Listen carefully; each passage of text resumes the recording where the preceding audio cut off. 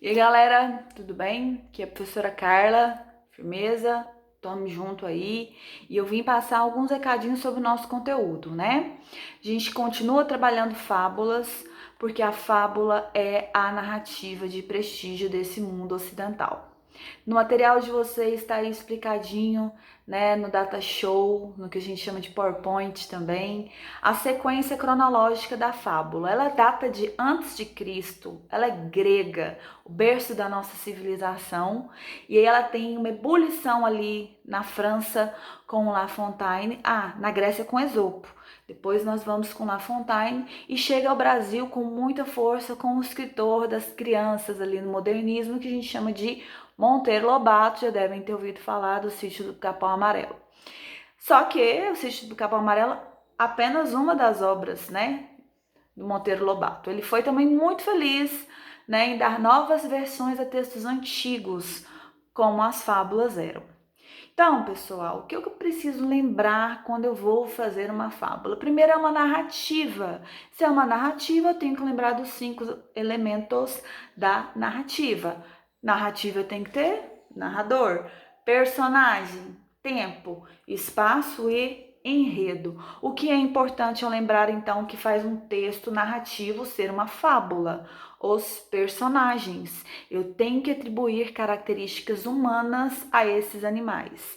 Esses animais vão até passar por um processo de antropomorfização, transformação em homem, mas são alguns aspectos dos personagens. A gente também chama no vestibular como personificação ou prosopopeia. Sempre gravem esses dois nomes: personificação ou prosopopeia, atribuir características humanas a seres não humanos. Então, esse é o foco da narrativa. Por quê? A história foi escrita para crianças. Então, de maneira lúdica, era fazer com que esses animais atribuíssem características humanas para que refletisse o comportamento da sociedade. Então, preciso, no mínimo, tratando da estrutura do texto, de 3 parágrafos. Introdução, na qual eu vou apresentar os elementos, quais são esses personagens, onde se passa essa história, né? Eu tenho o desenvolvimento, que é o início do conflito, o que acontece entre esses animais, né? Qual é o fato? Eu preciso de um fato para ser o quê? Narrado. E por final, a conclusão. Qual foi o desfecho? E se tratando de fábula, na estrutura tem uma característica especial também, que é lá no finalzinho a moral da história. Eu preciso de uma frase de efeito que sintetize o significado da história, a lição que a história quis passar. Geralmente essa frase de impacto é um provérbio popular. Filho de peixe, peixinho é. Quem com ferro fere, com ferro será ferido. E por aí inúmeros outros ditos populares.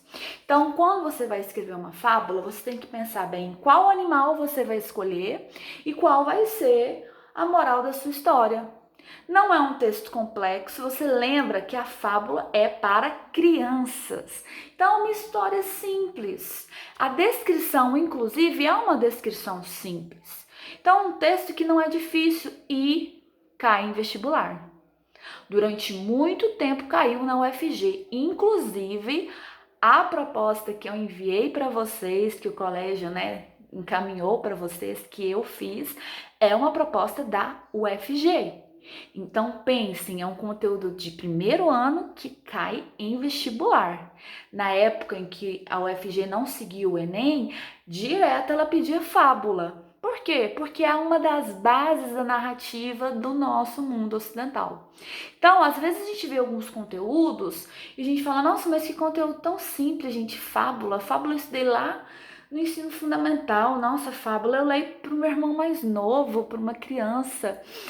Sim, queridos, mas é imprescindível saber essas simples estruturas para a gente poder partir para as mais complexas. Beleza? Qualquer dúvida eu estou aqui nas minhas redes sociais, através das redes sociais do colégio.